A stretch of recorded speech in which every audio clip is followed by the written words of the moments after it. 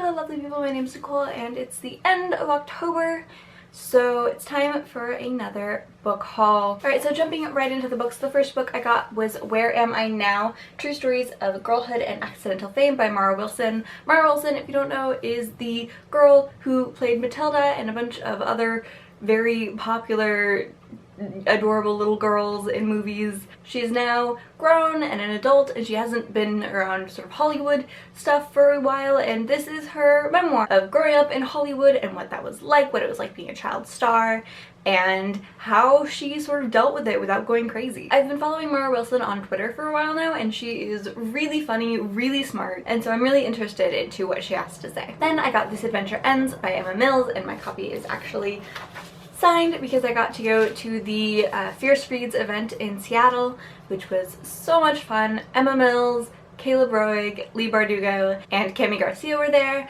so I got to meet all of them, get them to sign my books, and it was wonderful. They're all so great and so charming and funny. This Adventure Ends is about a girl named Sloane who just moved with her family down to Florida from New York, and they moved because her dad is an author. He's sort of a Nicholas Sparks type, writes super cutesy romances where the dog usually dies and someone probably has cancer. And in her new home, in her new school, she meets some new friends, these two twins named Vera and Gabe. Vera is a social media celebrity and Gabe is basically exactly my type when it comes to like guys in books. He is broody and snarky and like super sweet once you get to know him, but until then he can be a bit of an ass. But their mother is an artist who died recently, and to pay their bills their dad has been going through and selling some of her paintings, but he unfortunately sold the wrong one, the one that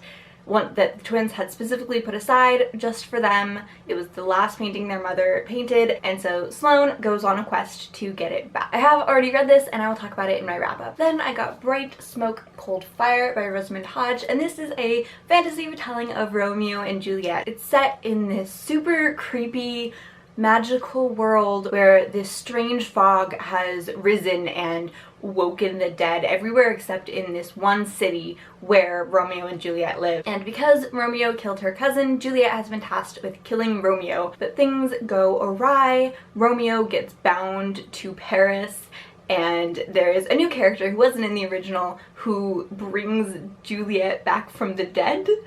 I don't know, that's what I got from the summary, so I imagine that all happens within the first 100 pages or so, and then things sort of go off from there. But that sounds really cool. I love me a good retelling, and I read two of Rosamund Hodge's other books. I really liked one of them, and I was kind of on the other.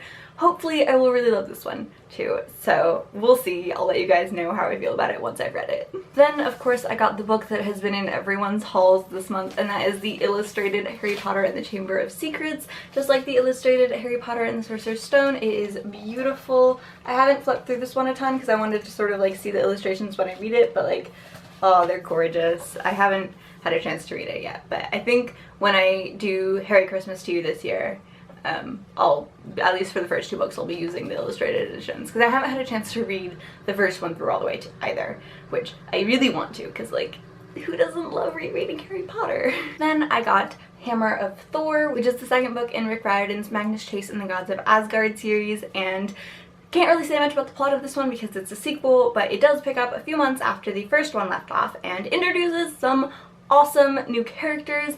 Alex Fierro, who is gender fluid and badass and so snarky, and I am so in love with Alex. Talked about this one in my wrap-up. Obviously I've already read it, and also it's I went to Rick Riordan's event in Seattle, so it's signed and it makes me happy.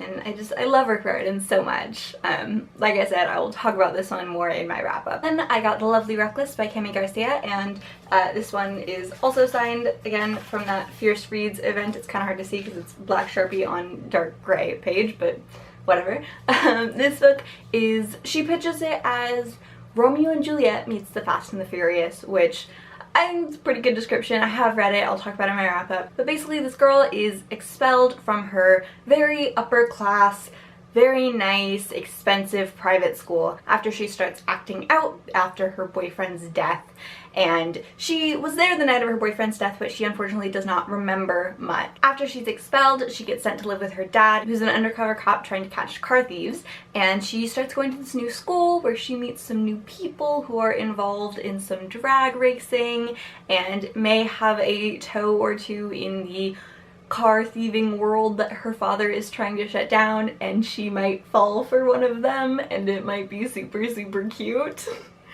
Anyway, like I said, I will talk about it more in my wrap-up. That's the general summary of the book. Just super cute, awesome romance with badass car chases. Then I got Last Seen Leaving by Caleb Roeg, and again, from the same Fierce Reads event, signed. And this is about a boy whose girlfriend goes missing, and when the police question him about the last time he saw her, he has to lie because the last time he saw her, they broke up because he's gay. And he's not ready to come out to everyone yet, so he sort of goes off on his own to try and figure out what happened to her, all while trying to hide his secret. Again, I've already read this, I will talk about it in my wrap-up, and then also I'll be talking about it on November 4th on TAYLICIOUS Reads channel, 6 o'clock PST, so check it out. We're doing a live show. I'll put a link to our channel in the doobly-doo. And then I got a bunch of Series of Unfortunate Events books. When I first read these when I was a kid, I got them from the library, so I never actually had them. So I've been just sort of anytime I'm at a half-price books, I'll pick up one or two. So the ones I currently have are The Wide Window, The Miserable Mill, The Austere Academy, The Ersatz Elevator, and The Hostile Hospital. Then I got The Scorpio Races by Maggie Stiefvater, and this is the only Maggie Stiefvater book I don't have, so I thought I should pick it up because I've been wanting to read this for a really long time, and I finally managed to find a hardcover at half-price books, so I decided to pick it up. Basically, this is about a world in which every year they have the Scorpio Races, and these are a super dangerous horse races where people have to ride these like magic water horses, it seems, and it's super dangerous. A lot of people die. And this is about two particular people who enter the race. One of them is the returning champion, and one of them never wanted to have to enter the races, but the circumstances sort of resulted in her having no choice. That's really all I know about it, but it's Maggie Stiefvater, so I'm sure it'll be amazing. Then I got two different books of poetry. First is Uncaged Wallflower by Jenna Cecilia. I don't really know how to pronounce it, I'm sorry. And then the other is Mouthful of Flowers by Clementine Von Radek. Jenna Cecilia's book, I found her via Instagram, and I just really like some of her work, so I thought I would pick up her book of poetry. It was only like $5 or $6 on Amazon. Clementine Von Radek's, I have a book with one of her other poems in it, For Teenage Girls with Wild Ambition and Trembling Hearts. It's one of my all-time favorite poems. I've seen a couple of her different poems on Tumblr, so I thought I would pick up the full book of her poetry. Both of these are sort of the modern freeform kind of thing that you see like on Tumblr a lot, on Instagram a lot, very like Rupi Kaur style. I'm about 20 pages into the Jenna Cecilia one, and I haven't started the Clementine Von Radek's one, but I'm very excited because I've been on such a huge poetry kick lately. Alright, so those are all the books I got this month. Let me know which one of these is your favorite, what you think of any of them, which I should read next in the comments. I love you, and I will see you later.